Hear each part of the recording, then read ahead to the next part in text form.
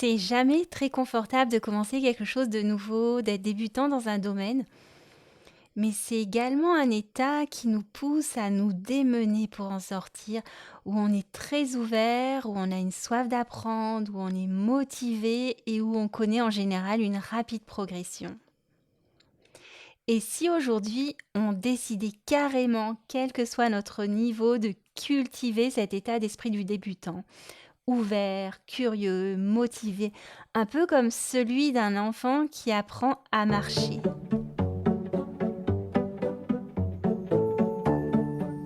Bonjour et bienvenue dans le podcast Accroche-toi, un rendez-vous hebdomadaire à destination des musiciens débutants ou un peu plus expérimentés.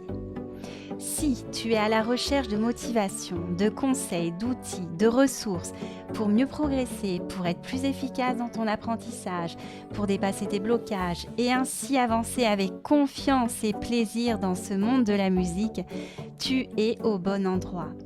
Je suis Camille Houdard, j'ai moi-même débuté la musique, la clarinette à l'âge adulte et je veux ici te faire profiter de mes plus belles découvertes et expériences qui j'espère pourront t'aider à ton tour et t'inspirer. Je te souhaite une très belle écoute.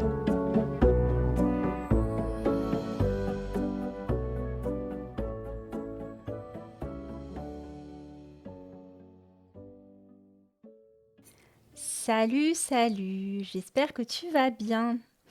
Est-ce que tu as tendance des fois à t'agacer, t'énerver, te décourager quand tu n'arrives pas à faire quelque chose comme tu le souhaiterais?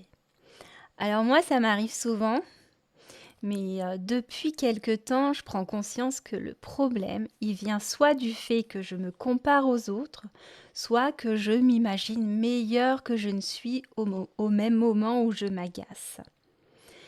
Et au lieu d'être dans la recherche de solutions, eh bien, je me blâme, je me juge et je me dis que je suis pas assez ci, je suis pas assez ça. C'est un peu comme si j'avais à côté de moi le pire des profs qui me dit oh là là, ma pauvre fille, c'est pas possible, t'arrives pas à faire ça, mais regarde, fais comme les autres, c'est quand même pas sorcier, etc. Alors ça m'arrivait très très souvent dans mes débuts en musique et en particulier dans mes cours de solfège, lorsqu'on devait faire des dictées de notes, des dictées mélodiques, et en particulier lorsqu'il y avait des dièses, des bémols à la clé. Et là, ça m'agaçait, je m'énervais, j'y arrivais pas. On devait m'entendre vraiment soupirer très souvent. Hem, Pareil, lorsque je prenais des cours de jazz, lorsqu'il s'agissait d'improviser, alors j'écoutais les autres et je trouvais absolument génial ce qu'ils faisaient. Ils étaient en place et moi, je me comparais et j'avais l'impression de faire toujours la même chose, que c'était pas terrible, et j'étais pas du tout non plus en place, je me perdais, bref. Et là, je me disais: «Mais, pourquoi tu y arrives pas? Qu'est-ce qui va pas? Pourquoi tu y arrives pas, quoi? Qu'est-ce qui et j'avais beau travailler, j'y arrivais pas et le soir, j'y repensais, j'étais, de mauvaise humeur, j'étais pas bien. C'était quoi mon problème? En fait, j'acceptais pas de ne pas savoir. Je m'imaginais meilleure que je ne suis. Je me projetais sans regarder la réalité en face. Je me comparais aux autres. Il y a pas très longtemps, j'ai suivi à Brest un stage, sur la méthode Au Passo avec le créateur justement de la méthode qui est Lucas Ciavata et qui est brésilien.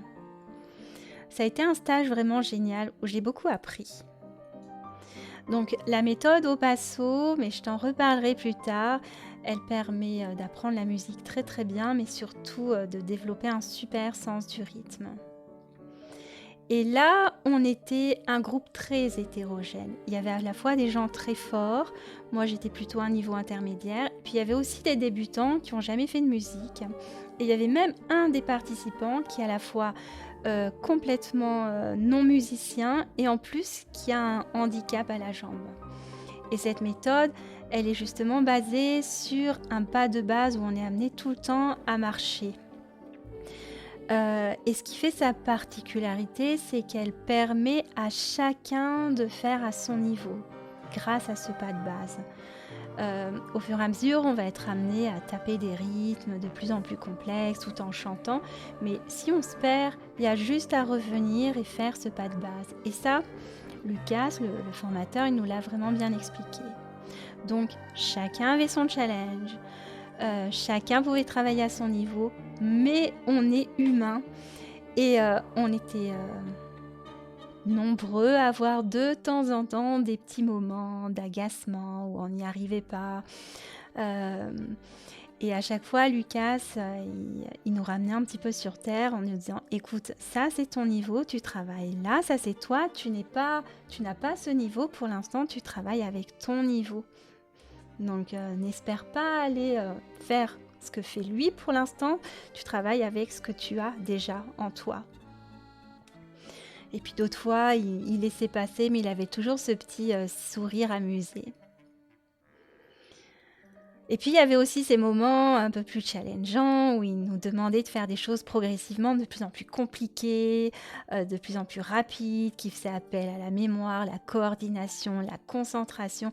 Et à chaque fois qu'il nous annonçait ces nouveaux exercices, on se regardait tous, oh non, non, non, stop, stop, stop, c'est trop, c'est trop. Et puis on arrivait à les faire finalement en tant bien que mal.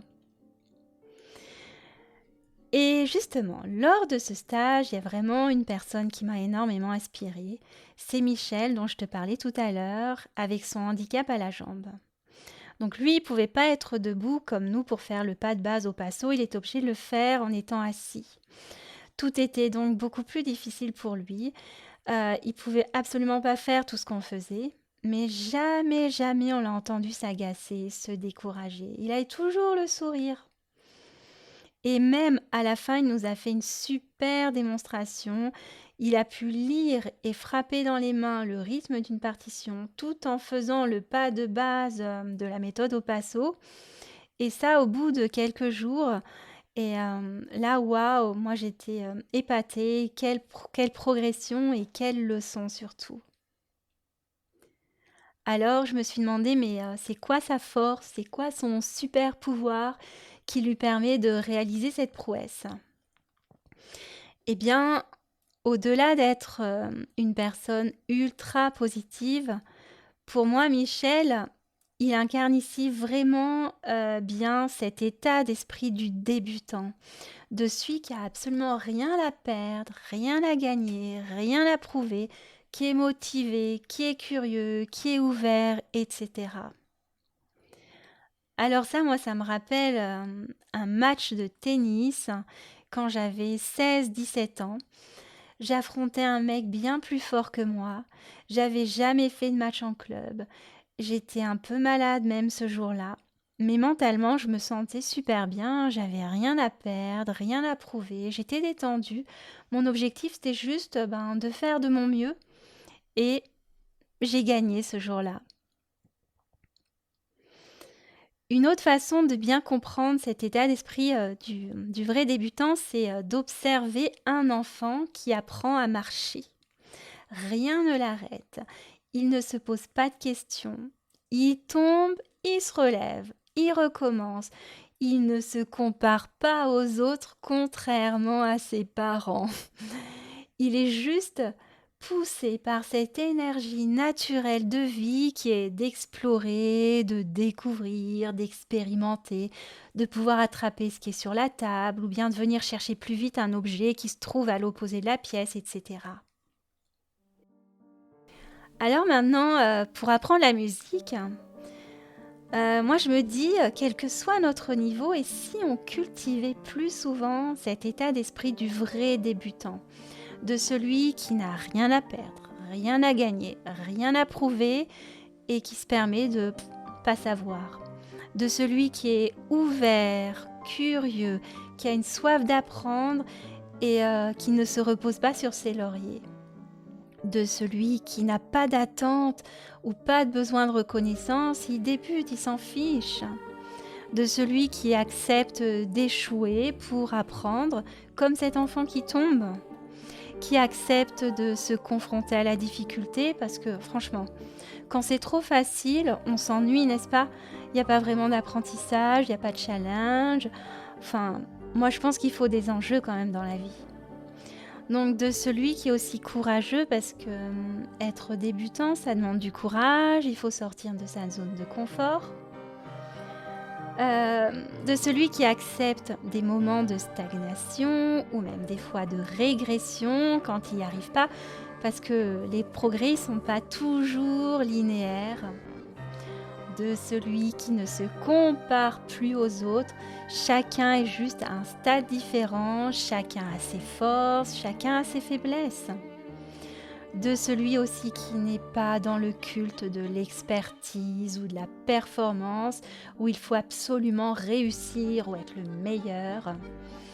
De celui qui vit son apprentissage de la musique comme une quête sans fin, avec toujours cet esprit ouvert. Bref, de celui qui se libère de toute cette pression inutile qu'on peut se mettre sur les épaules et qui nous amène à toutes ces petites histoires, ces phrases, ces pensées pas très constructives qui peuvent tourner dans notre tête comme «J'en ai marre, c'est trop dur, j'y arriverai jamais, c'est pas pour moi, ça m'énerve, je suis nulle, c'est trop tard, j'aurais dû commencer la musique plus tôt. Oh tant pis, je me résigne, j'y arriverai jamais à ce niveau. De toute façon, je chante faux, j'ai pas le rythme, etc.» Alors oui, toutes ces petites histoires qu'on se raconte, parce qu'en fait, ce sont que des histoires. Elles n'ont aucune réalité. Et il faut savoir qu'elles nous sabotent tous nos efforts et elles nous font absolument pas du bien. Alors que quand on garde cet esprit du débutant, qui, quel que soit notre niveau, est ouvert et curieux, sans attente, sans besoin de reconnaissance, qui se prend pas pour ce qu'il n'est pas, eh ben, elles n'ont absolument plus lieu d'être. J'ai mon niveau, il est ce qu'il est. Je me compare pas aux autres, je me compare pas à ce que je voudrais être, j'avance juste tranquillement, je chemine pas à pas dans le présent. Et quand je me retourne, je peux juste derrière me féliciter du chemin parcouru, des progrès que j'ai faits, tout en poursuivant ma quête, qui est en fait sans fin, et puis avec toujours, quel que soit mon niveau, cette soif d'apprendre malgré les obstacles. C'est un peu comme retrouver son âme d'enfant, cet enfant qui apprend à marcher, qui est ouvert, qui ose, qui s'émerveille, qui explore, qui teste, qui tombe, se relève et qui continue sans se poser de questions ou se comparer aux autres enfants du même âge qui auraient quelques longueurs d'avance. Alors on fait comment? Parce que franchement, dans le feu de l'action, c'est pas évident de se reconnecter à cet esprit du débutant, à son âme d'enfant. Voilà moi ce que je mets en place depuis quelque temps et qui marche.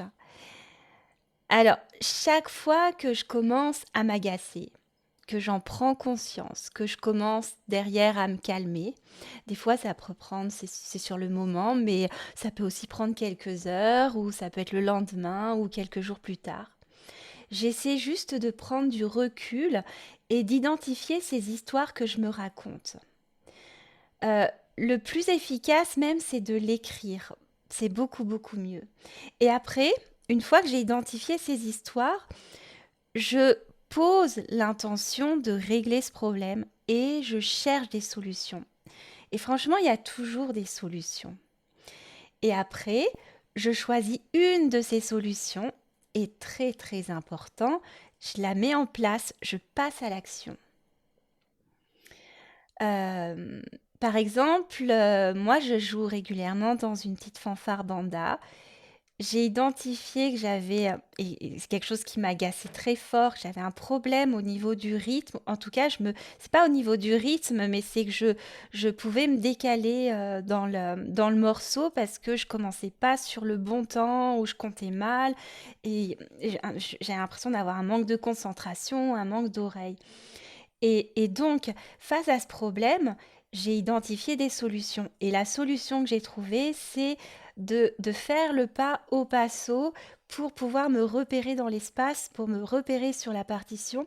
Et depuis, j'ai plus aucun souci, ou en tout cas, si j'ai un petit décalage, hop, je suis capable de me remettre sur le premier temps de la mesure parce que je l'ai fait avec ce pas au passo. Mais ça, je t'en reparle.